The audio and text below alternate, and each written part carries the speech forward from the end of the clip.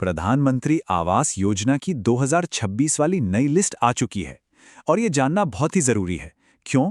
क्योंकि अगर नाम इसमें नहीं हुआ तो घर बनाने का पैसा अटक सकता है। तो आज हम यही देखने वाले हैं कि कोई अपना नाम कैसे चेक कर सकता है ताकि जो मदद मिलनी है वो सही सलामत मिल जाए। चलिए शुरू करते हैं।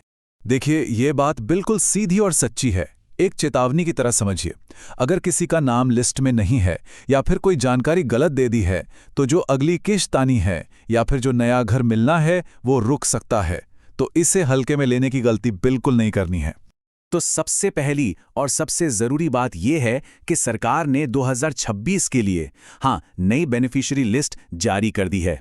अब योजना का पैसा मिले, इसके लिए सबसे पहला कदम यही है कि ये चेक किया जाए कि नाम इस लिस्ट में है भी या नहीं। ये बहुत बहुत जरूरी है ताकि आगे कोई भी देरी ना हो। अच्छा, अब लिस्ट कैसे चेक करनी है उस पर तो हम आएंगे ही, लेकिन उससे पहले जरा फटाफट ये समझ लेते हैं कि ये योजना मतलब पीएमए आखिर है क्या, और हर साल ये जो लिस्ट आती है ये इतनी जरूरी होती क्यों है। तो देखिए, प्रधानमंत्री आवास योजना, जिसे हम पीएमए भी कहते हैं, ये सरकार की एक बहुत ही बढ़िया पहल है। इसका मकसद क्या है?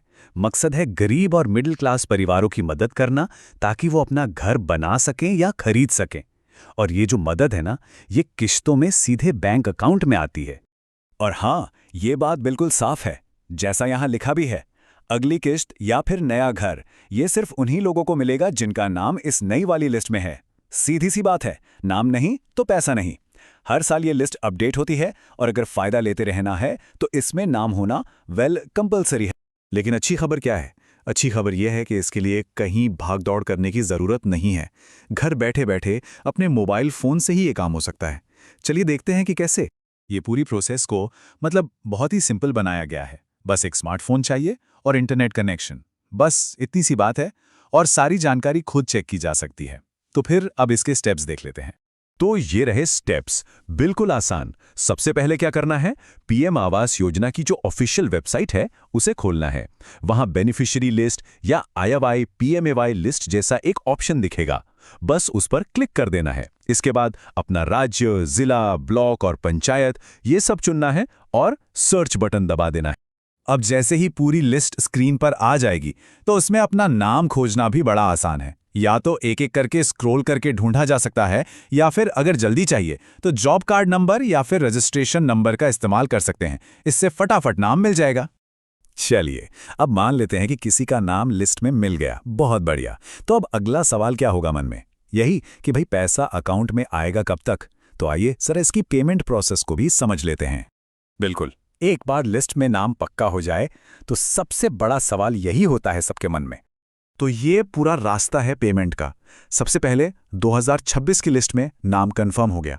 इसके बाद क्या होता है? फाइल ऑफिशियल वेरिफिकेशन के लिए जाती है। एक बार सब कुछ चेक हो गया, मतलब सब ठीक ठाक है, तो पैसा सीधे बैंक अकाउंट में भेज दिया जाता है और ये पेमेंट आमतौर पर 2 से 3 किश्तों में आता है। अब आते हैं इस पूरी बातचीत के शायद सबसे जरूरी हिस्से पर। देखिए, सिर्फ लिस्ट में नाम होना ही काफी नहीं है। एक छोटी सी जरा सी गलती भी पेमेंट को रोक सकती है। तो इस बात पर खास ध्यान देना है, क्योंकि इसी से ये तय होगा कि वेरिफिकेशन के बाद पैसा रुकेगा या नहीं। तो सबसे जरूरी बात क्या है? बैंक अकाउंट, आधार की डिटेल्स और सर्वे की जानकारी। ये तीनों चीजें एकदम सही और अप टू डेट होनी चाहिए। अगर इनमें से किसी एक में भी कोई गड़बड़ निकली ना, तो लिस्ट में नाम होने के बावजूद पैसा अटक सकता है। तो आज की हमारी ये पूरी बातचीत यहीं खत्म होती है। बस एक आखिरी सवाल है सोचने के लिए। लिस्ट में नाम चेक करने के बाद क्या सारी जानकारी 100% सही है? क्योंकि इसी सवाल का जवाब तय करेगा कि घर का सपना कितनी जल्दी पूरा होगा।